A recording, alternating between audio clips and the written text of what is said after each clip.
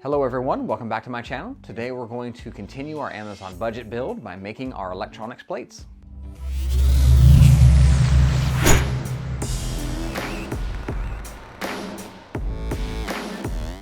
Well guys, before we get too much further, I just wanted to say thank you very much for watching my video, and I do hope that this benefits you in some way. And if it does, please consider giving me a thumbs up and a subscription. That would really help me out.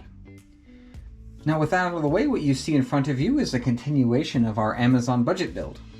Now you can see I've made a lot of progress off camera, and I'm actually quite glad that I did this. I wanted to make sure that things were properly mocked up when I got to assembly, that way I wasn't bumbling around on the camera. And you can notice here on the shock there are a couple of spacers. Now the shocks did come with spacers, however there were a lot of clearance issues down here where the shock comes in close contact with the roll cage. There was also way more problems where this servo comes up through the roll cage.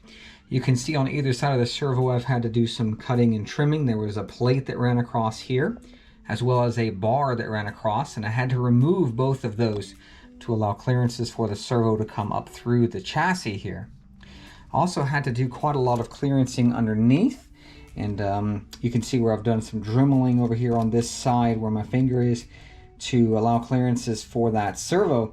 And even still, there's still a lot of clearance issues where that servo is impacting the cage. So you see I'm going to run into the cage here, especially when we flex on that side. See, I'm impacting the cage, and there's quite a bit more travel left on that shock. Unfortunately, this is as much as I can get out of here, because if I continue to Dremel away on the cage right here, there won't be enough material for rigidity and strength. So I'd say that this roll cage is quite a fail. I would not recommend this roll cage just because the modifications that have to be done, and even still it's not right.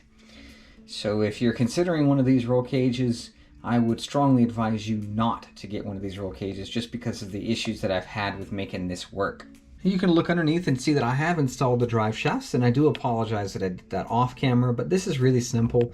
There's just a couple of threaded set screws, one here and one up here into the chassis, that hold these onto the truck. If you look at the rear end, you can see that those shocks are standing almost completely vertical. I don't prefer this as a setup just because leaning them in tends to give you a bit more travel. The same problems I had with the spacers, I had to raid my hardware box just to make sure that there was enough clearance where that shock comes in close contact with the roll cage. Kind of the same problems with the front end. You can see we're kind of maxed out on our suspension travel, but we still have a little bit more shock here. And that's largely because there's these clearance issues with the roll cage. A quick review on these shocks. They are beautiful, however the suspension is quite stiff. So these springs I wouldn't recommend. Maybe there's some aftermarket ones that could be used in place of these. Now my original plan was not to do a transmitter and receiver off of Amazon. However, at the urging of a few of my subscribers, I have decided to go ahead and try one. This Dumbo RC was recommended by a subscriber, and this is a 4-channel transmitter and receiver. So I'll be using this for my build. I figured since I'm going to be doing a transmitter, maybe do a battery as well. So I've ordered this Gens Ace battery. This is a 2-cell in a 7.4 volt and 2200 milliamp. And I've decided to try a inexpensive charger. Now this inexpensive charger was about $12, and I would have a hard time recommending this. This has a very low charge rate, so this is very slow charging. For about 30 bucks, you can have something that is nicer, a little bit faster charging, and that's something I would definitely recommend. The transmitter was about $38, and the battery was around the $17 mark. If you forget from my original video, we're going to be using this 1060 ESC. Now, among the many problems that we have with this roll cage, there are no plates for electronics mounting, so we're going to have to create those. Now you can do this with scrap material. You can also order some black styrene from Amazon in a 2mm thickness. However, I just happen to have some scrap plastic material here. So this came off of a fixture that I have at my store. We were going to throw those away. I just salvaged some materials. Now since I've already cut this plate to a rough shape, I'm just going to slide this in between the shocks here so that it's kind of up against the roll cage. And I'll take a Sharpie in order to mark out, the shape that we need to cut. Now this doesn't have to be exact, it just needs to be fairly close. because we want to make sure that we can trim this up. So you can see my black Sharpie mark there. Now that we have our material marked, I'm going to take this X-Acto blade here. I'm going to make some incision cuts along the plastic here. Now the goal is not to cut all the way through this plastic. We want to score it and break away the parts that we don't want. So we'll just take our razor blade, be careful not to cut your fingers, and slowly follow our cut line all the way around.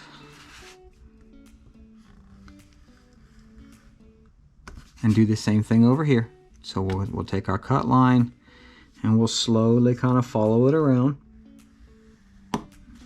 Now if you miss, it's okay. Just start in the groove that you had already been cutting and slowly pull your cut. Now you can see we have the start of a cut here. I want to cut these a few more times, making sure that we have a nice deep score. Now that we have this scored, you see it's not very pretty, but that is okay. If we take our pair of pliers here and just grab the edge and slowly kind of pull these down, these will break on the score line. So you see that's kind of broken there. So we'll do the other side here. Same thing, slowly kind of pull down.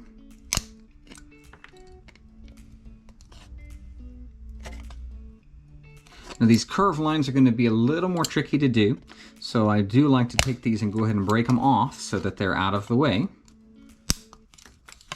And we'll kind of work the same way, but we're going to pull very gently as we kind of make a round here. And you'll see that we have a nice cut there. Now that we have our plate cut, we'll just kind of set this up against our chassis and see we have a pretty nice fit. So now all we need to do is drill a few holes around the perimeter so we can run zip ties around our plate. Now that we have our plate zip tied to our chassis, I want to show you a quick little tip on cutting these zip ties. If you cut a zip tie like this, kind of perpendicular with the zip tie, this will always leave a sharp corner right here, which you can cut yourself on. However, if you cut the zip tie like this, so you're cutting across the width of the zip tie, this will pinch it so that it won't leave that sharp edge. And you can see I'm pushing pretty hard here, and I'm not cutting my finger with the zip tie. So that's a quick little tip for you when you're cutting those zip ties. Now my battery is going to go right here, so we're going to put this right here in the middle. I want to do the same thing that I did with that rear plate that's back there to mount this battery down so we have more support. We don't want to dent up these cells if we can avoid it, so we want to give it a pretty flat surface to stick to. I just so happen to have a nice piece of scrap here. It's not perfectly square, but that is okay. You can certainly use it as is, and that is my plan as well, to use it as is. Now the one thing that we want to do is we want to zip tie around these bars right here. So we want to mark holes on both sides so that we can drill them and have the zip tie run around the plate this way.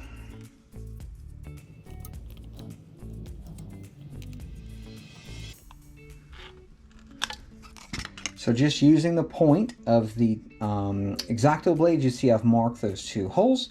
So I'll drill those and I'll be right back.